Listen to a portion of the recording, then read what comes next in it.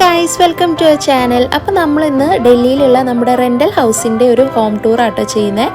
അപ്പോൾ എല്ലാവർക്കും നമ്മുടെ ഒരു കൊച്ചു വീഡിയോയിലേക്ക് സ്വാഗതം. നമ്മൾ 4ാമത്തെ നിലയിലായതുകൊണ്ട് തന്നെ കയറി വരുമ്പോൾ നേരെ കാണുന്നത് ഈ ഒരു ഡോറ് കഴിഞ്ഞിട്ട് ഒരു ഓപ്പൺ ടെറസാട്ടോ. ഇത് ശരിക്കും നമുക്ക് ഫീൽ ചെയ്യാം നമ്മുടെ വീടിൻ്റെ ഒരു മുറ്റം പോലെയാണ്.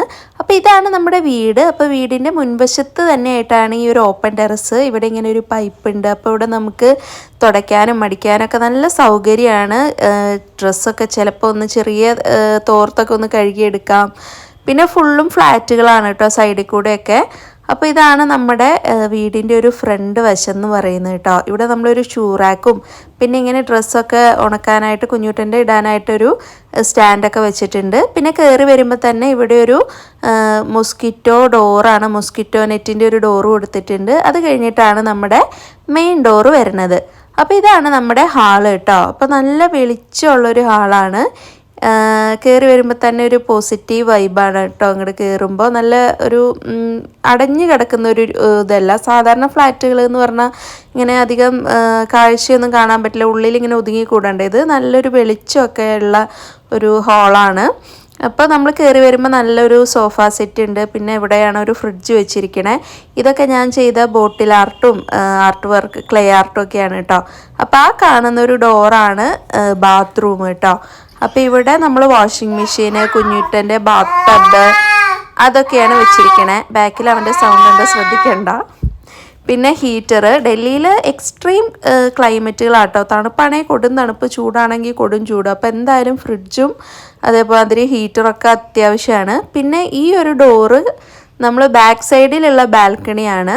ഇവിടെയും നമുക്ക് ഇങ്ങനെ ഒരു മൊസ്കിറ്റോ നെറ്റിൻ്റെ ഒരു ഡോറ് കൊടുത്തിട്ടുണ്ട്. അത്രയും കൊതുക് ശല്യമാണ് കേട്ടോ.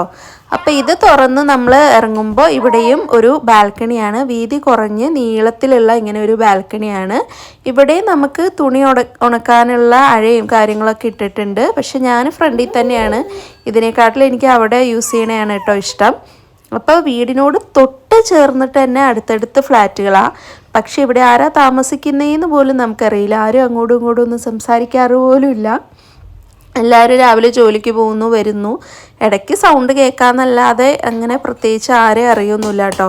ഇവിടെ നിന്ന് താഴോട്ടേക്ക് നോക്കാൻ തന്നെ പേടിയാണ് കേട്ടോ. 4ാമത്തെ നിലയാണ്. അപ്പോൾ പിന്നെ നമുക്ക് ഹാളിൽ നിന്ന് ഇങ്ങോട്ടേക്ക് ഒരു കർട്ടനാണ് ഇട്ടിരിക്കുന്നത്. ഇവിടെയാണ് നമ്മുടെ ബെഡ്റൂമും അതുപോലെ ഡൈനിങ് റൂമും കിച്ചണും വരുന്നത്. അപ്പോൾ ഇതാണ് ഞങ്ങളുടെ ബെഡ്.